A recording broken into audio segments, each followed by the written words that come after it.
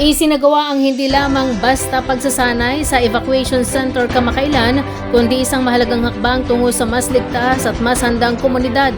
30 parent leaders mula sa Pantawid Pamilyang Pilipino Program o 4Ps ang aktibong lumahok sa isinagawang Basic Life Support o BLS training na naglalayong palakasin ang kakayahan ng mga ordinaryong mamamayan na tumugon sa oras ng emerhensiya sa bayan ng Llanera, Nueva Ecija.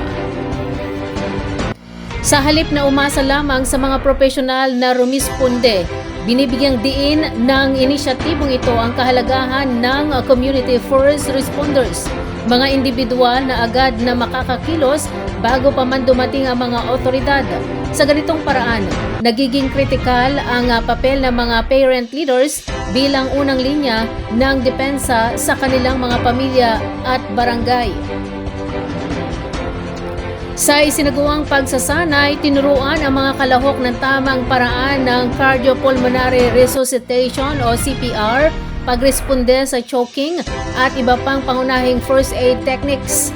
Ayon sa mga tagapag-sanay, ang mga simpleng kaalamang ito ay maaaring maging pagkakaiba sa pagitan ng buhay at kamatayan sa mga sitwasyong nangangailangan ng agarang aksyon. Higit pa rito, ang programa ay hindi lamang nakatuon sa teknikal na kasanayan, kundi pati na rin sa pagpapalakas ng kumpiyansa ng mga kalahok na kumilos sa gitna ng krisis. Maraming parent leaders ang nagpahayag na dati nangangamba silang tumulong sa mga emergency situation, ngunit ngayon ay mas handa na silang humarap sa ganitong mga pangyayari. Naging matagumpay ang aktibidad sa tulong ng sama-samang pagsisikap ng Rural Health Unit o RHU, Local Disaster Risk Reduction and Management Office o LDRRMO at Bureau of Fire Protection o BFP. Ang kanilang kolaborasyon ay nagpapakita ng kahalagahan ng ugnayan ng iba't ibang ahensya sa pagtataguyod ng kaligtasan sa lokal na antas. Sa panahon kung kailan patuloy ang banta ng kalamidad at iba pang emergency, ang ganitong mga programa ay nagsisilbing paalala na ang kahandaan ay nagsisimula sa bawat tahanan sa pamamagitan ng pagbibigay kasanayan sa mga magulang at leader ng komunidad. Unti-unting nabubuo ang isang lipunang hindi lamang umaasa kundi aktibong kumikilos upang mailigtas ang sarili at kapwa. Maituturing hindi lamang isang simpleng inspeksyon ang isinagawa ng lokal na pamahalaan, kundi isang konkretong hakbang tungo sa modernisasyon ng agrikultura sa bayan ng Gabaldon. Personal na binisita ni Punong Bayan Joby P. Imata ang Banana Tissue Culture Facility upang tiyakin ang kahandaan at kahusayan ng operasyong inaasahang magbibigay ng malaking benepisyo sa mga lokal na magsasaka sa Nueva Ecija. Kasama ang municipal agriculturist na si Florenda Sumawang at mga eksperto ng pasilidad. Sinuri ang bawat yugto ng produksyon mula sa maselang proseso ng tissue preparation sa laboratorio hanggang sa paglilipat ng mga punla sa nursery.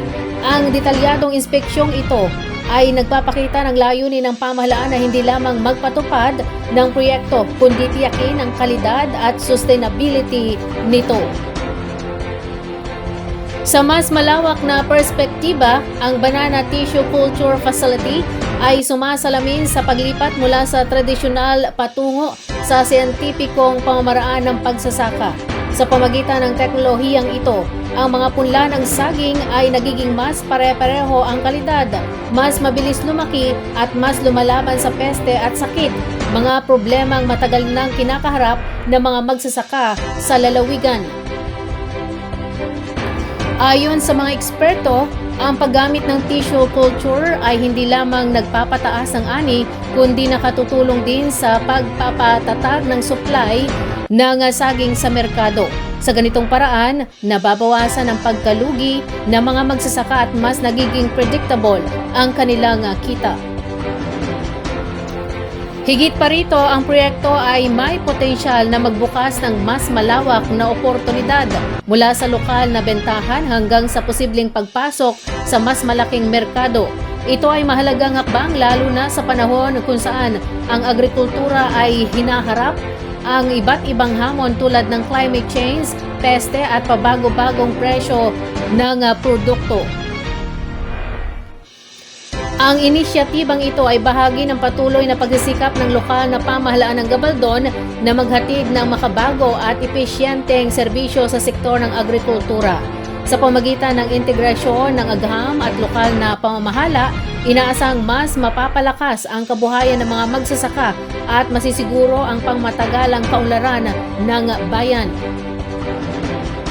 Sa huli, pinapakita ng proyektong ito na ang kinabukasan ng agrikultura ay nakasalalay hindi lamang sa sipag ng magsasaka, kundi pati na rin sa paggamit ng makabagong teknolohiya at matibay na suporta mula sa pamahalaan. Formal nang pinagtibay ng Nueva Ecija University of Science and Technology o NUST sa pamagitan ng College of Education o COED ang pakipag-ugnayan nito sa Walailak University WU ng Thailand upang higit pang palakasin ang kooperasyon sa larangan ng pagtuturo, pananaliksik, kultura at pagpapalitan ng mga estudyante at guro.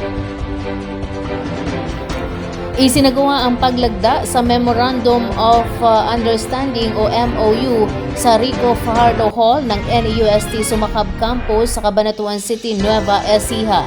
Layunin ng kasunduan na maglatag ng mga magkasanib na programa, pananaliksik at pagbabahagi ng mga yaman na magpapalawak sa pandaigdigang pakipag-ugnayan at pagsusulong ng sustainable development.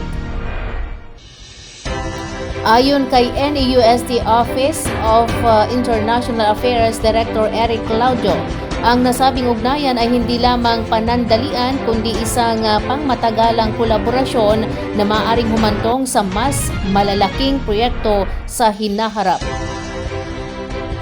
Samantala, binigyang diin naman ni NEUST Vice President for Research, Extension and Training Jean Giliasper ang kahalagahan ng international cooperation sa paghubog ng globally competitive at future-ready na mga mag-aaral.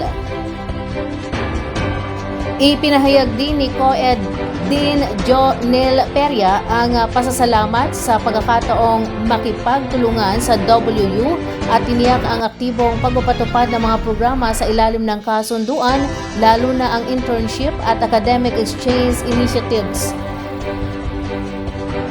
Sa panig naman ng WU, nagpahayag ng pasasalamat si Acting Assistant Dean for International Affairs Kiki Julie Angoro sa mainit na pagtanggap ng NEUST at nagpahayag ng positibong pananaw sa matagumpay na pagpapatupad ng mga napagkasunduang proyekto.